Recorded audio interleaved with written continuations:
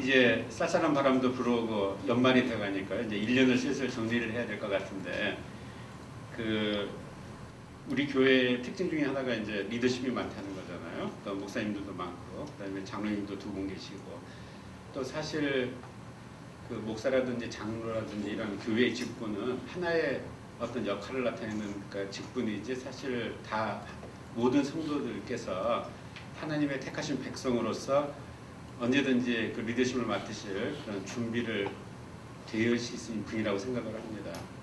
그래서 이제 그 우리들 종교 개혁자들이 만인 제사장설을 이야기를 했을 때 그것이 진정으로 그 실현이 구현이 되는 그런 교회가 됐으면 좋겠습니다.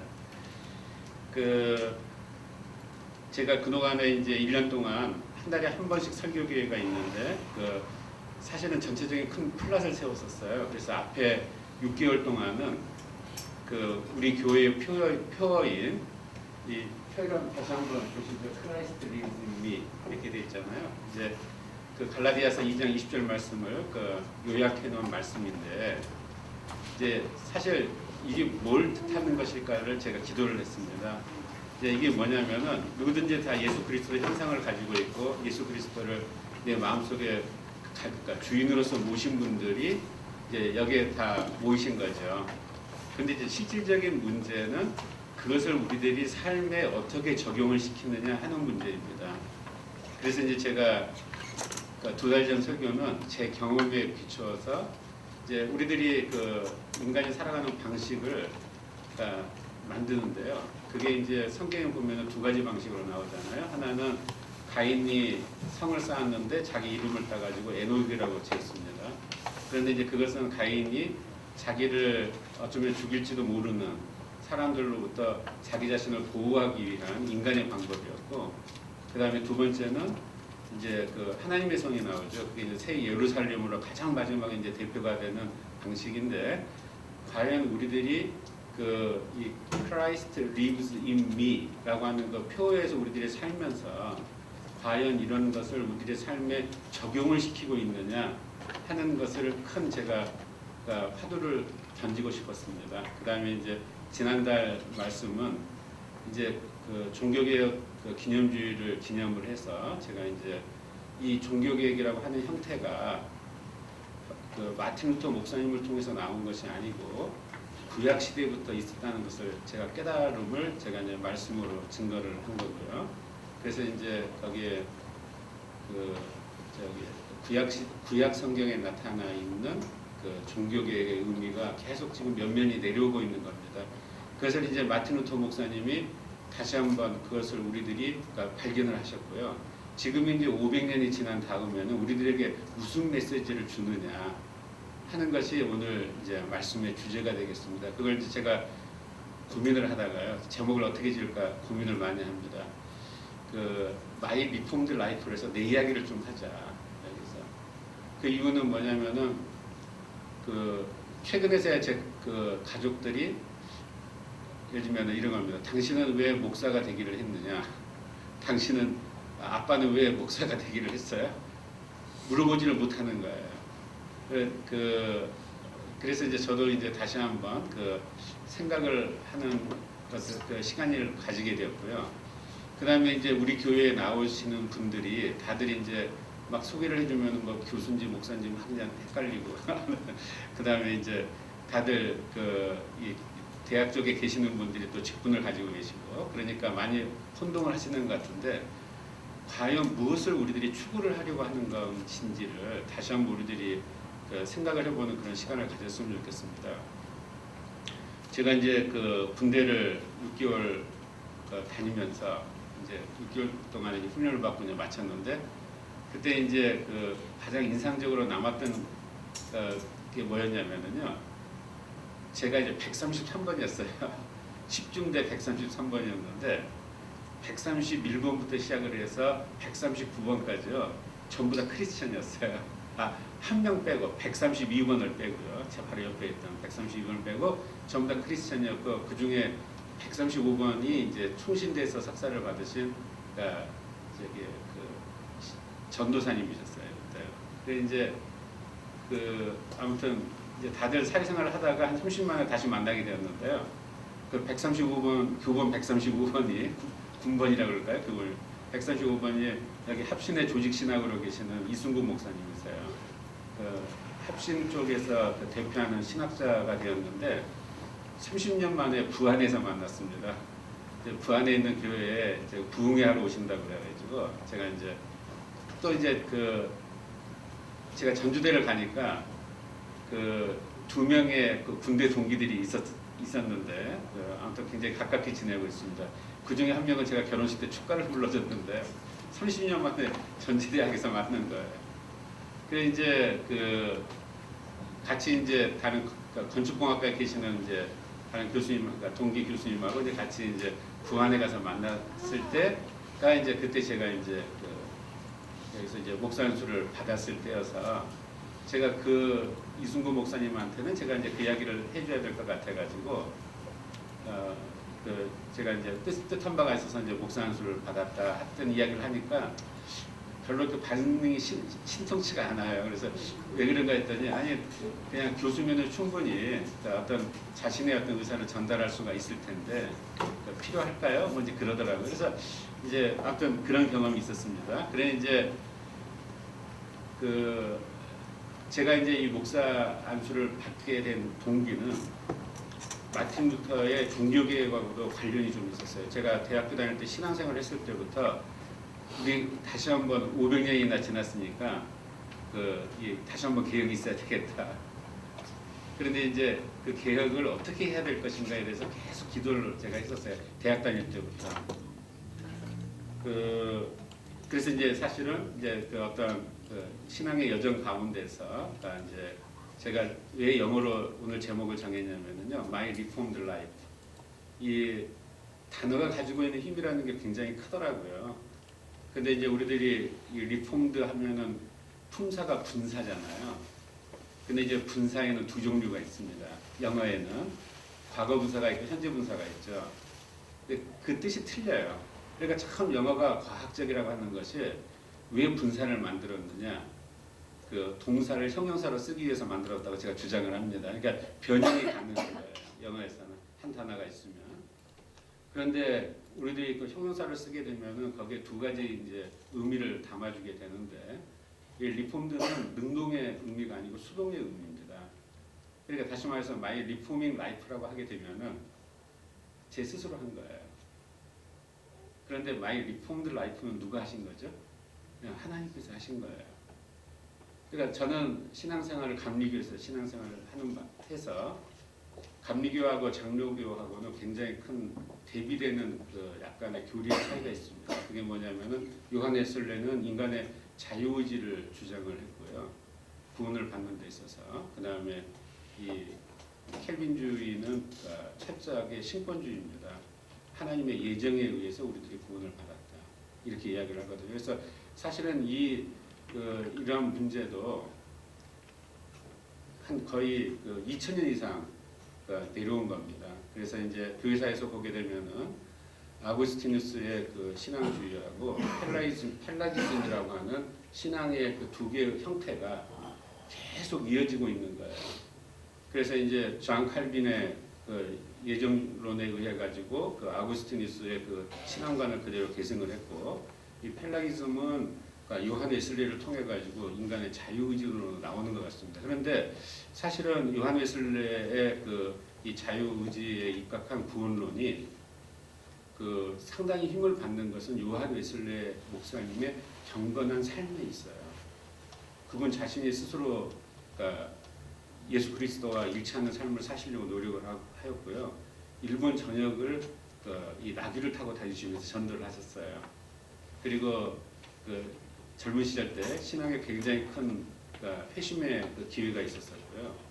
그래서 그렇기 때문에 이제 상당히 이제 이 두 가지의 문제가 상당히 우리들한테 사실은 선교를 할 때 굉장히 중요한 점 중에 하나입니다.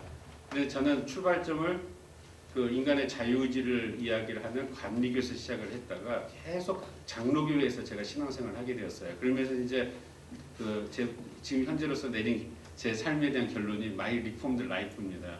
결국은 이것이 내 의지대로 움직인 것이 아니고 하나님께서 내 자신을 움직이셨구나. 그래서 제가 이제 이와 같은 어떤 교회의 어떤 직분을 제가 이제 받게 되었을 때 제일 먼저 제가 생각을 했던 게 뭐였냐면은 말에 대한 제어였었어요. 말에 대한 제어. 근데 솔로몬의 잠언을 보시게 되면은 지혜와 명철을 너희들이 받아라 하고 있는데 이제 1장부터 5장까지는요 계속 지혜에 대한 명철을 받아라 이게 강조가 돼 있어요. 그러다 6장에서 갑자기 탁 터닝 포인트가 되면서 뭐가 나오냐면은 어떻게 하면 지혜와 명철을 받을 수가 있을 것이냐가 나옵니다. 거기에 너희들의 말을 제어해라 이 말이 나와요. 그래서 이 언어라고 하는 것이 굉장히 중요하구나 하는 것을 제가 이제 느끼게 되었고요. 이제 그러다 보니까 이제 제가 이제 결국은 제 삶이 예수 그리스도와 병행하는 삶. 이게 이제 우리 교회의 표어인 거예요. Christ in me. 다른 사람들이 아니고요. 제가 이제 우리들은 자꾸 다른 사람들을 평가를 하려고 하잖아요. 근데 다른 사람들 아니고 제 자신. 예, 정말로 그리스도가 내 안에 있느냐. 그러면은 제일 먼저 제가 이제 해야 되겠다고 했던 기도 제목이 말이었습니다. 제 말을 어떻게 제어할 것이냐. 그러니까 어떤 단어를 쓸 것이냐. 그런데 감사하게 제 집사람이 단어에 굉장히 민감해요. 그래서 제가 어떤 말을 할 때 단어를 잘못 쓰면요 굉장히 화를 냅니다. 왜 그런 단어를 쓰느냐고. 그래서 이제 다시 한번 제가 이제 중요함을 느끼게 되고요. 그 다음에 이 말로 해가지고 많은 갈등들이 일어나는 걸 제가 발견을 합니다. 좀 폭넓은 시각으로 보게 되면은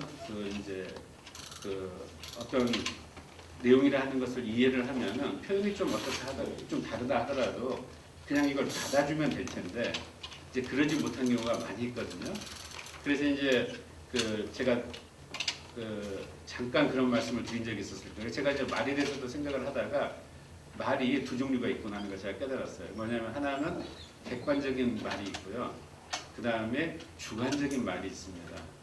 그래서 객관적인 말의 가장 대표적인 게 뭐냐면은 현재 우리들이 쓰고 있는 말에 대한 정의예요. 그래서 사전이 나오고 사전적인 정의가 나오고 더 객관화가 된 말이 뭔지 아십니까? 저는 이렇게 생각합니다. 인간의 이 말을 될 수 있는 대로 객관화시킨 게 수학이에요. 그래서 공식으로 딱 만들면 끝나는 거예요. 그걸로. 더 이상 잔말이 없어요. 근데 여러분들 가장 그러면 주관적인 말은 뭘까요? 사실은 말이라고 하는 것이 인간의 지혜라든지 생각이라든지 이런 것들을 서로 교통하는 그런 수단인데 가장 주관적인 말은 예술이라고 생각을 합니다. 근데 그 중에서 이제 우리 예배에서는 음악을 선택을 했죠. 그래서 이제 우리들이 그와 같은 여러 가지 종류의 말을 통해서 서로들이 나타내고 하는데 이걸 하나님께서 원하신다는 걸 제가 깨달았어요. 우리들이 가지고 있는 모든 생각 이런 것들을 어떤 형태로의 언어를 통해서 말을 통해서 그러니까 객관적인 언어든지 주관적인 언어든지 이걸 통해서 우리들이 하나님께 가까이 가려고 하는 것. 그게 예배의 본질이 아닐까 생각을 했습니다. 그래서 제가 지지난주 설교 마지막 부분에 결국은 종교개혁은 예배로 나타난다 제가 그랬었어요. 결국은 종교개혁은 예배로 나타난다. 그러면 우리들이 드리는 예배가 정말로 우리들의 일상생활을 나타내고 있느냐 이거예요. 일상생활을 통해서 무엇을 하나님께 나타내야 될 것이냐. 그래서 이제 우리들이 여러 종류의 그런데 이제 결국은 우리들이 이제 이래서 이제 약간 여기 계시는 모든 분들이 신학적인 배경을 갖기를 원합니다. 그래서 조직신학에서 제일 먼저 강의하는 내용이 뭐냐면은 하나님의 속성에 대해서 우리들이 알아야 됩니다. 왜냐하면 하나님의 그와 대화를 하려면은 하나님의 속성을 알아야 되기 때문에요.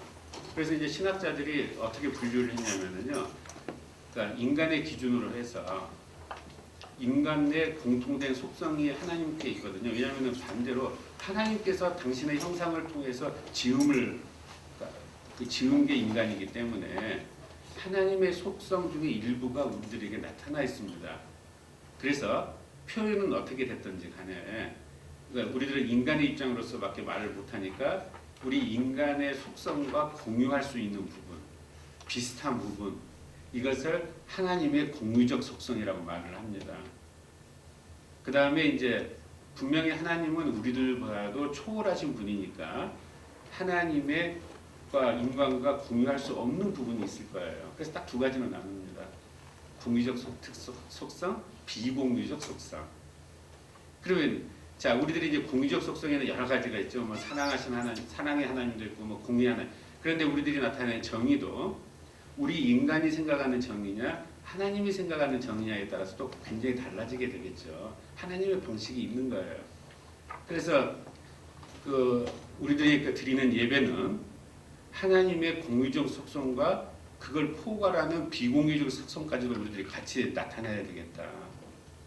그래서 우리 예배가 굉장히 중요한 것 같고 우리들의 그 신앙의 가장 정수 다시 말해서 그 신앙이라는 것은 우리들의 믿음에서 나오는 건데 우리들의 그 믿음 무엇을 우리들이 믿느냐 하는 그것이 예배의 표현이 된다고 저는 생각을 합니다.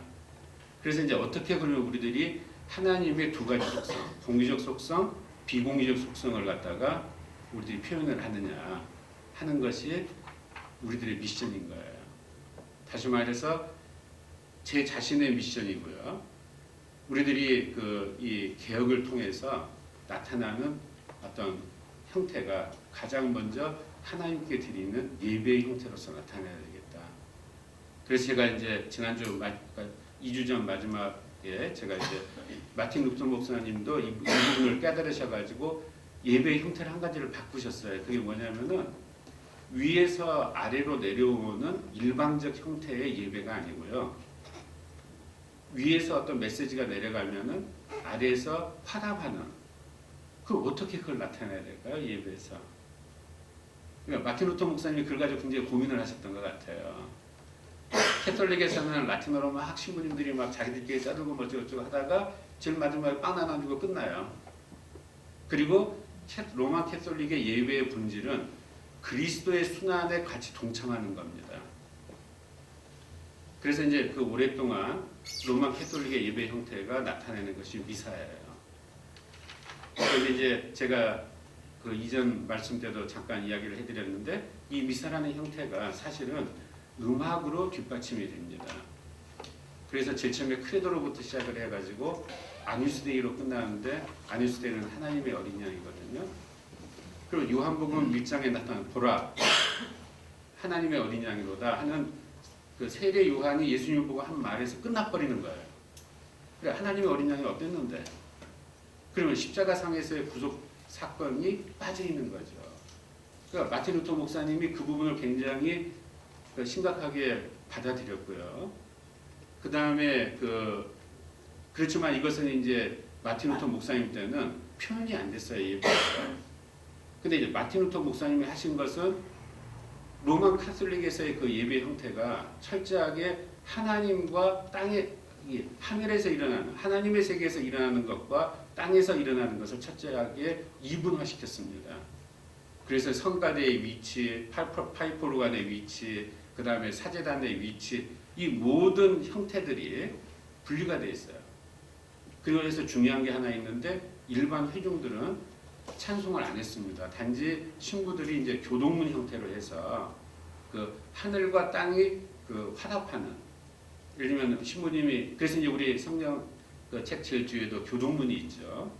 그러니까 한 절을 읽으면은 그 뒤에 성도들이 화답을 하고 그래서 이제 누가복음에 나와 있는 그러니까 이 하늘에는 영광이고 땅에는 평화다 하는 이와 같은 리스판스가 이제 예배의 형태에 들어오게 된 겁니다. 그런데 마틴 루터 목사님 거기서 하나 더 해가지고 그렇게 됐을 때 하나를 묶을 수 있는 방법으로 해서 코랄이라는 형태의 음악을 만들어내셨어요. 이분이. 그래서 지금 우리 찬송가에는 코랄이 2개가 나와 있는데요. 그 중에 하나가 이제 마틴 루터 목사님이 직접 작사를 하시고 작곡을 하신 내주는 강한 송이입니다. 혹시 제가 지난주에 예배를 안 드렸는데 그 내주는 강한 송이요 혹시 찬송 부르셨던가요? 그러니까 그와 같이 우리들의 신앙의 성각자들이 정말로 피눈물로 기도를 해서 얻어낸 깨달음들이 우리 예배 형태에 지금 남아져 있는 거예요. 우리들은 그걸 모르는 거예요. 자, 그래서 이제 우리들이 그러면은 500년이 지났으니까 어떻게 우리 예배 형태를 가져가야 될까 하는 것이 사실은 저한테 첫 번째 저한테 숙제였었고요. 그러다 보니까 이제 제가 이제 신앙에 기반하는 삶을 일반적인 삶을 살아야 되겠다 하고 이제 계속 기도를 하는데 이 일종의 이런 거죠. 저기 데이타임 때는 교수고 저기 또 뭐 나이타임 때는 목사고 뭐 이렇게 할 수는 없잖아요. 그러니까 이 경건성을 어떻게 유지하느냐가 굉장히 저한테는 또 지금 현재 이제 제가 풀어야 되는 숙제 중에 하나이고 계속 노력을 하고 있습니다. 제가 이제 우리 ISC 교회를 생각을 하면은 어쩔 수 없이 제일 먼저 우리 신기영 목사님을 떠오르게 되는데 제가 올 때마다 신기영 목사님께서 이렇게 환하게 맞아주시는 그 미소를 속에서 예수 그리스도의 형상을 발견을 하거든요. 그러면 제 자신도 그러면은 뭐 이제 사회에서는 이혜성 교수 이렇게 알고 있으니까요. 이혜성 교수 하게 되면은 제 얼굴을 통해서 예수 그리스도의 형상을 갖다가 떠올릴까요? 그러니까 이게 이제 저한테는 숙제인 거예요, 사실은. 그렇지만은 참 다행스러운 것은 그러니까 제 주변에 이제 우리 신경 목사님을 비롯해서 몇 분들이 그와 같은 그리스도의 향기를 내시는 분들이 있으세요. 그러니까 이제 저는 그 분들을 보고 따라가면 되는 건데 그러면은 과연 제 이제 아래 그러니까 연령적으로 봤을 때 아래에 계시는 분들이 과연 그래 저기 예성 교수 또는 예성 목사를 보고 예수 그리스도를 닮아가야 되겠구나 이렇게 생각하는 삶을 어떻게 만들 것이냐 이게 이제 굉장히 저한테 이제 지금 현재 제 기도 제목이고 제가 그걸 위해서 노력을 하고 있습니다. 그 다음에 이제 세 번째는 하나님께서 저에게 어떤 기업을 주셨어요. 이게 지금 제가 현직으로 하는 일인데 이걸 통해서 어떻게 하나님께 영광을 돌릴 것이냐 하는 게 저한테는 굉장히 큰 사실은 또 숙제이기도 합니다. 이제 제가 이번 학기 지나가게 되면 다음 학기 때부터요 이제 이렇게 말을 할 겁니다. 제 정년까지 10학기 남았습니다. 드디어 이제 카운트다운에 들어가기 시작을 하게 되는 건데 그 남은 기간 동안에 어떻게 제가 그동안에 배웠던 지식을 마무리를 해서 하나님께 드리는 면류관을 만들 것이냐 하는 것이 저한테 가장 큰 숙제예요. 제가 PPT를 한 장을 준비했는데 이건 제가 좀 준비를 해야 될 것 같아가지고 그럼 다른 분들은 어떻게 하셨느냐 한 장 보여주시겠어요? 간단한 건데 이게 잘 엉뚱하죠. 제가 화학 전공했는데 갑자기 악보가 나오니까요. 이 악보는 드레스덴 아멘이라고 하는 이 어떤 형태를 나타내고 있습니다. 소프라노 파트를 보시게 되면은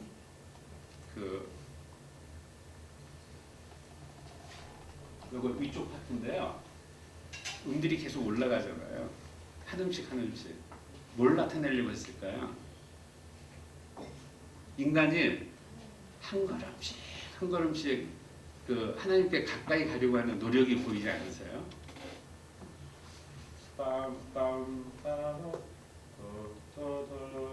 도레미파 솔라시 이렇게 솔로 올라가는 거예요. 거기에 따라서 이제 나머지 세 개의 성부들이 화음으로 받쳐줍니다. 같이 따라. 이제 이 드레스덴 아멘이라고 하는 이러한 음악 형태가 19세기 초에 이 드레스덴에서 교회 지휘를 하시던 나우만이라고 하는 분이 처음 만들었어요. 그래가지고 딱 보니까 굉장히 심플한데 이거 한번 써먹어 봐야 되겠다. 음악가들이 생각하지 않았을까요?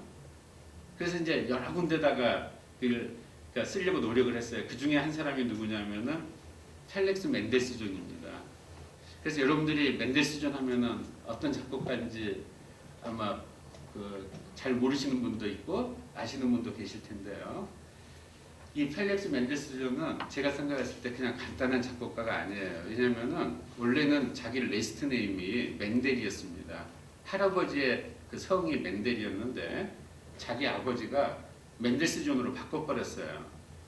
그러면 독일어를 조금 아시는 분은 존은 그러니까 멘델의 아들이란 뜻입니다. 근데 왜 자기의 레스트 네임을 멘델스존으로 바꿔버렸을까요? 그 아버지가. 그것은 원래는 그리고 자기 아버지는 18세기의 유태인의 아주 정통한 율법학자예요. 그러니까 맨델스존의 할아버지가. 그런데 그 맨델스존의 아버지가 기독교로 개종하기로 결심을 합니다. 그래서 단절을 시키기 위해서 맨델스존 이름을 바꿨어요. 그 다음에 그 자기 아들들에게 이남 이녀를 뒀는데요. 자기 4명의 자녀들에게 그야말로 최고의 교육을 시켰습니다. 베를린에 거주를 하면서 목요일마다 살롱을 여는 거예요. 그러면서 거기에서 당대 최고의 과학자들을 부릅니다. 훔볼트라든지 푸리에라든지 이런 유명한 과학자들, 수학자들, 물리학자들을 부르면서 거기 토론에 자기 애들을 참여를 시켜요. 그러니까 그 4명의 애들이 정말 유럽의 지성들로부터 교육을 받는 거죠. 그러니까 은연중에 교육을 받습니다. 그렇게 해서 이제 이 펠릭스 맨델스존이 음악에 대해서 눈을 뜨게 돼요. 재능이 있었으니까. 그랬는데 어떻게 해서 자기 아버지는 개종을 하게 됐느냐 하면은요, 친구 따라서 개종을 했어요. 그래서 이제 19세기 초에 이 독일의 유명한 가문이 2개가 있는데 이찌 가문과 이 맨델스존 가문이 있는데요.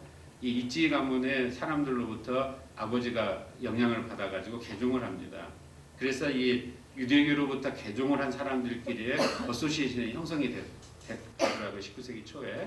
근데 이 이찌 가문의 그 사람이 요한 세바스찬 바하의 큰아들로부터 음악을 갖다가 배우는 거예요. 그런데 그분이 이 맨델스존의 부모 할머니였습니다. 그러니까 이 맨델스존이 요한 세바스찬 바하라고 하는 작곡가를 알게 된 거예요. 그런데 제가 아까 뭐라고 말씀을 드렸냐면은 마틴 루터 목사님이 1517년에 종교개혁을 하신 다음에 내주는 강한 성녀라는 칸타타를 만드시고 그 다음에 이제 하나님 품에 안 계셨단 말이에요. 그럼 그 뒤에 남아있던 사람들은 엄청난 일들을 겪었어요. 간단하게 신앙이 얻어진 게 아닙니다. 엄청나게 박해받고 쫓겨다니고 하다가 결국은 1618년에서부터 1648년까지 30년 전쟁이 일어납니다. 근데 그 전에 계속 일들이 있었어요. 예를 들면은 아우크스부르크 하시면은 우리 신교 목사님이 항상 이야기하시는 것처럼 마틴 루터 목사님이 종교 재판에 불려가가지고 나인했던 데다. 그런데 사실은 그 아우크스부르크 회의에서 1년 후에 다시 한번 회의가 열리는데 이때 개신교들의 자유를 갖다가 억지로 인정을 해줘요. 그런데 1530년에 아우크스부르크 회의에서 얻어진 종교의 어떤 허락이 1648년에 완성이 됩니다. 전쟁을 통해서. 30년. 그러니까 지금 현재 우리들이 여기 앉아서 가만히 예배를 드리는데요. 이와 같은 교회사를 보게 되면 얼마나 이 사탄의 세력들이 간교하게 이 우리들의 신앙을 이 하나님을 향하려고 매일매일 걸어가려고 하는 하나님의 이에 대한 이 순수한 신앙 고백을 방해했는지 몰라요. 1648년에 드디어 이제 그런데 그 자유가 개인에 대한 자유가 아니었습니다. 그러니까 저는 참 하나님의 놀라운 섭리가 다른 유럽 나라들은 절대적인 권력에 의해서 절대 왕권을 이뤘는데 독일만 엉뚱하게 신성 로마 제국이라는 틀 아래서 44개의 공국으로 나눠지고요. 이 절대 군주가 없는 거예요. 그러니까 이 쪼개진 이 지역들을 영주라든지 그 도시를 다스리는 사람들이 어떤 신앙을 가지고 있느냐에 따라서 그 사람 신앙을 따라가는 거예요. 그러면은 예를 들면은 나는 교회를 다녀야 되겠는데 그러면 이주를 해야 돼요. 다른 지역으로. 그게 1648년에 전쟁에 의해서 간신히 획득이 된 겁니다. 우리들은 이렇게 자유롭게 앉아가지고 찬송을 부르고 같이 마음껏 예배를 드리는데요. 그 다음에 이제 어느 정도 시간이 지나가니까 그때 이제 개신교에서 그러면은 다시 한번 우리들의 예배 형태를 정립을 하자. 다시 한번 정립을 하자. 우리가 어떻게 예배를 드려야 로만 캐톨릭에서 드리는 미사보다도 더 나은 예배의 형태를 통해서 하나님과 가까워질 수가 있겠느냐? 이것을 따진 거예요. 그래서 그 가운데 요한 세바스찬 바하가 있습니다. 그러니까 요한 세바스찬 바하는 그 와중을 다 겪고요. 한 세대가 지난 다음에 태어났어요. 1685년에 태어났으니까. 그러니까 사회가 어느 정도 안정이 되고 이제는 이제 그 개신교 도시들에서도 큰 교회를 짓고 거기에 맞춘 형태를 갖추기 시작을 했습니다. 개신교의 나름대로의 학교도 만들고요. 그래서 이제 가장 대표적인 도시가 라이프치히라고 하는 도시입니다. 그래서 이 라이프치히에 4개의 개신교 그러니까 루터란 철치가 있었고요. 그것을 아우르는 학교를 만들었어요. 그 학교가 성 토마스 그 학교이면서 교회입니다. 거기에 요한 세바스찬 바하가 23년 동안 칸토로로 공직을 해요.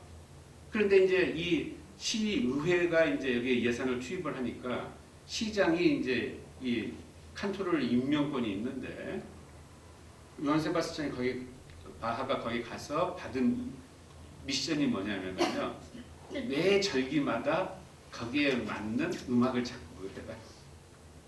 23년 동안 작곡을 한 거예요, 이분은. 물론 이제 자기가 썼던 곡도 다시 쓰고 뭐 그런 경우 어떨 때는 뭐 피아노로 하프코드로 연주하면 어떨 때는 또 오간으로 연주하고요. 뭐 그러기는 하지만은 그렇게 해서 요한 세바스찬 바하 저는 이제 이렇게 생각을 합니다. 요한 세바스찬 바하에 의해 가지고 교회 음악이 완성이 됐습니다. 그러면서 개신교의 예배 형태가 완성이 됐어요. 그래 이제 펠릭스 맨델스존은 그런데 놀랍게도 이와 같은 위대한 음악가가 개신교도들에 의해 가지고 잊혀졌어요. 70년 동안. 전혀 몰랐으니까. 그런데 펠릭스 맨델스존이 자기 고모 할머니로부터 요한 세바스찬 바하라는 위대한 작곡가가 있다는 것을 알게 되고 이 사람이 자원을 해가지고요. 성 토마스 교회 칸토르 직분에 다시 들어갑니다. 거기에. 젊은 나이로. 근데 워낙 펠릭스 맨델스존이 뛰어난 음악가였기 때문에 라이프치히에서 이 사람을 받아줬어요. 그리고 이 사람이 한 일이 뭐냐? 맨델스존이 성 토마스 교회의 도서관에 가가지고요. 바하가 작곡했던 곡들을 다 발굴을 하기 시작을 합니다. 그래서 1829년에 바하를 다시 한번 연주를 해요. 바하가 서거한 지 1750년에 돌아가셨으니까 무려 69년 만에 70년 만에 그걸 다시 꺼집어내는 거예요. 그리고 이 펠릭스 맨델스존도 여기에 이제 뭔가 자기의 삶을 예수 그리스도와 일치를 해야 되겠다고 생각을 합니다. 그래서 이제 1530년에 아우크스부르크에서 개신교의 자유가 처음 인정된 회의를 기념을 한 게 1830년이에요. 300주년이에요. 300주년. 그래서 맨델스존이 자기가 가지고 있는 음악이라고 하는 형태를 통해서 작곡을 합니다. 그게 뭐냐면은 교향곡을 작곡을 했는데요. 그게 종교개혁이에요. 그 교향곡 이름이 1830년에. 그리고 그때 맨델스존 나이가 몇 살인지 아세요? 21살이에요. 그 젊은이가 자기가 가지고 있는 전공을 살려서 하나님께 영광 돌려야 되겠다. 그래서 1악장이 바로 이 드레스덴 아멘을 썼습니다. 1악장에서. 그리고 4악장에서는 뭘 썼을까요? 교향곡이 4악장으로 이루어져 있는데 마틴 루터의 코랄 내주는 강한 성이요를 4악장에서 썼어요. 그래서. 여러분 이게 단순한 음악입니까? 이게 음악 시간에 듣는 곡일까요? 아니에요. 이건 신앙 고백이에요. 정말 우리 인간이 드릴 수 있는 최고의 신앙 고백입니다. 저는 우리 교회에서 우리들의 전공 지식을 모아서 하나님께 최고를 드리고 싶은 거예요. 우리 예배 형태가 그런 거예요. 그러니까 끊임없이 우리들이 노력을 해야 됩니다. 그러니까 이와 같이 제가 이제 개인적인 삶을 일치를 해서 예수 그리스도를 보고 싶을 때 우리 신기현 목사님을 보는 것처럼 저는 이 전공을 통해서 어떻게 내가 이렇게 하나님께 영광을 돌릴 수 있을까 생각을 해보면 굉장히 많아요. 그 중에 한 분이 펠릭스 맨델스존이에요. 이렇게 젊은 사람이 여기에 계시는 분들이 다 자기 생업을 통해서 일들을 하실 텐데 정말 그 부분을 통해서 우리가 하나님께 영광 돌리는 그런 귀한 교회가 되었으면 좋겠습니다. 그래서 이제 그러면은 오늘 이제 본문 말씀으로 돌아가 가지고요. 한 목사님 본문 말씀 잠깐 띄워주시겠습니까?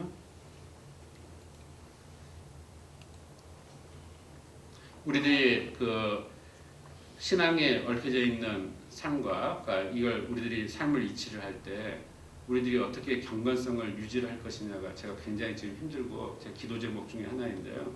제가 지난주에 말씀을 읽다가 이 마태복음 12장 28절 말씀을 제가 읽게 되었습니다.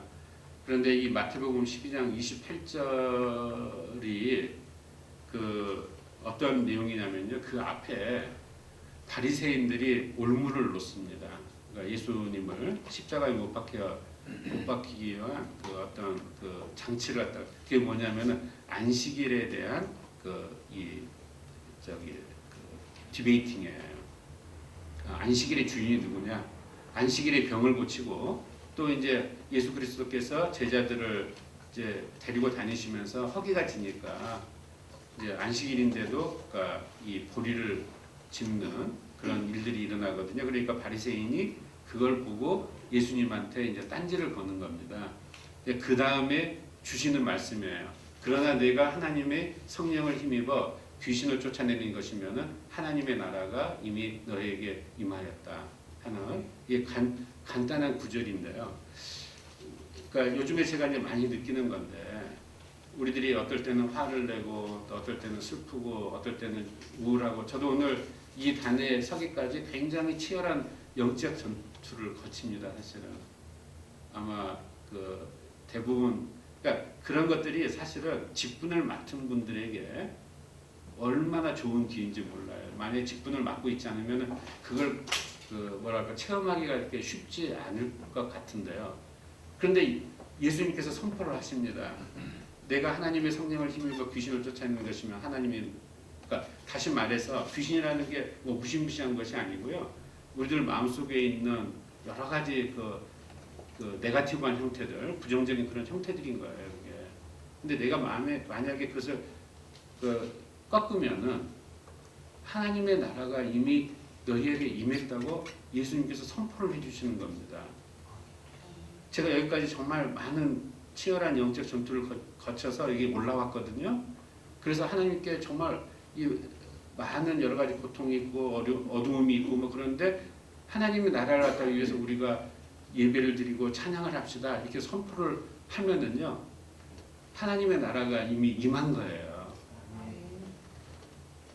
이러한 직분들이 정말 여러분들 같이 사모를 해주셨으면 좋겠습니다.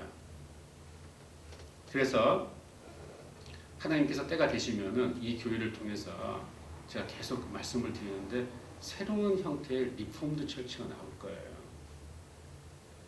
제가 여기에 대해서 많이 기도를 하고 상당히 많은 부분들이 지금 우리 한국교회가 직면해 있는 부분을 우리들이 어쩌면은 해결할 수 있는 모델을 제시할 수가 있을 것 같습니다.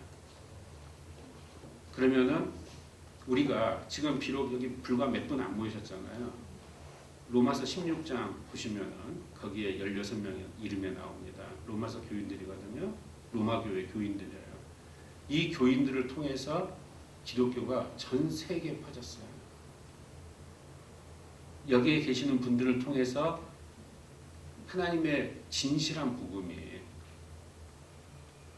우리들이 성경 공부할 때 사도행전 2장 23절 말씀에 보면은 하나님의 세밀한 부분 이렇게 나와 있는데 영어 표현은 deliberate plan이라고 되어 있습니다.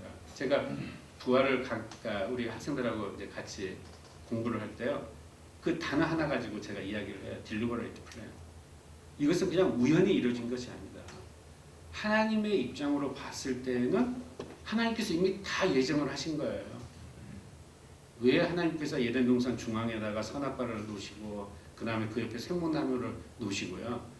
왜 그 중에 하나만 하나님과 인간에게 주시고 그것이 만약에 두 개 다 이루어졌을 경우에는 인간에게 죽음이라는 제약을 주시고요. 왜 그랬을까요? 그것이 우연이 아니라는 겁니다. 인간을 골타먹이려는 것은 더더군다나 아니고요.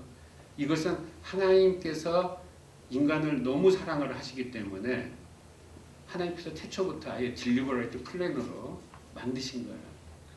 그럼 하나님께서 왜 그런 플랜을 세우셨어요? 하고 우리들은 물어볼 수밖에 없잖아요. 우리 유학생들이 그걸 잘 물어봅니다. 그때 우리들이 간단한 말이 하나 있죠. 아니 그냥 오야분 마음이지 뭐. 그건 우리들이 잘 몰라요. 제가 아까 필릭스 맨델스존이 누구로부터 교육을 받았냐면요. 수학자였던 후리에라는 사람으로부터, 또 필릭스 맨델스존의 그 누이 동생이 있었는데요. 누나 한 명, 누이 동생 한 명 있었는데 그 누이 동생이 후리에 수지자하고 결혼을 해요. 그리고 필릭스 맨델스존의 남자 동생은요, 저처럼 화학을 했습니다. 그래서 이 사람이 주로 한 게 뭐냐? 다이를 연구를 했어요. 파이 컨주게이트 시스템인데요. 화학적인 용어로는 우리 저기 잘 아실 거예요. 그래서 결국은 이분이 한 일 때문에 독일의 염색공업이 성장을 했구나. 염료를 다 만들었어요. 그러니까 하이델베르그 화학과의 교수로 했던 분이에요. 맨델스존 동생이. 아무튼 그 프리에가 한 게 굉장히 재밌는 프리에 트랜스폼이라는 걸 만들어냈는데요. 이게 굉장히 사실은 중요합니다. 제가 아까 이런 말씀을 드렸었죠. 기독교의 지난 2000년 동안 내려온 숙제가 뭐죠? 인간의 구원에 대한 부분입니다. 인간의 의지에 의해서 인간이 구원을 받느냐, 하나님의 예정에 의해서 구원을 받느냐. 여러분들은 어떻게 생각하십니까? 저는 물리학을 공부한 사람들한테 너무 쉬운 이야기예요. 왜냐하면은 아시는 분은 제가 나중에 또 이제 기회가 되면 말씀을 드리겠지만 항상 여운을 남겨서 사모를 하시겠죠. 드브로이의 물질파라고 하는 것이 1924년에 증명이 됐습니다. 그러니까 그 이론이 나왔고요. 1931년에 실험적으로 증명이 됐어요. 이게 뭐냐면은 그러니까 눈에 보일 수 있는 입자하고 눈에 보이지 않는 파동이 본성이 같다는 거예요. 전혀 두 종류의 그러니까 180도로 다른 성질이에요. 그런데 우리 교회에서 이미 그런 일들이 벌어지고 있습니다. 우리들의 전공, 그래서 제가 이제 우리들의 전공을 사용하자는 건데요.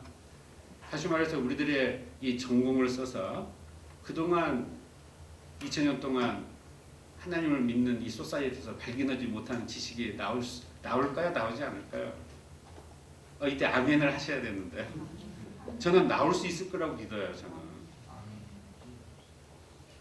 우리 정한정 형제가 계속 기도를 했었어요. 우리 신기현 목사님도 기도하시고 저도 기도하고요. 산 증인입니다. 왜냐하면요, 저기 나중에 이제 그 나가셔서 다 인사를 해주세요. 저기 나온 지 꽤 됐는데 잘 모르시는 것 같아서 제가 이 기회를 통해서 소개를 해드립니다. 우리 정한정 형제는 그 본직이 뭐냐면요, 회계예요. 계속 회계합니다. 그래서 리펜트 회계학 박사예요. 그런데 다시 이 문과 쪽 사람이 이과 쪽 공부를 하겠다고 여기 지금 저기 양자 물리 그 프로그램 통해 가지고 물리하겠다고 지금 등록을 했습니다. 그러니까 이제 그 우리 정한정 형제가 그쪽 또 이제 박사학위를 더블 디그리를 받게 되면은 문과하고 이과가 합치되는 거예요. 그러니까 우리들이 상반된 요소들이 이 교회에서 합치되고 있습니다. 그래서 이 교회를 통해서 하나님께서 주신 것이 정말로 우리들이 각자 하나님의 성령을 받으시기를 바랍니다. 저도 마찬가지고요. 그래서 이 교회를 통해서 우리들이 새로운 형태의 교회의 모습을 보여주고 정말 그 로마서 8장 28절 말씀처럼 하나님께서 선택하신 백성들을 모아주셨을 때 그것을 통해서 협력하여서 선을 이루는 그런 귀한 교회가 되기를 축원드립니다. 오늘 지난 한 해 동안 이제 11월 달 되면 추수감사절이잖아요. 그래서 지난 한 해 동안 하나님께 감사를 드리고 우리들의 삶을 하나님께 드리는 그런 찬송을 같이 불렀으면 좋겠습니다. 잘 우리들이 부르지 않는 찬송인데 찬송가 66장입니다. 이 찬송을 통해서 하나님께 우리들에게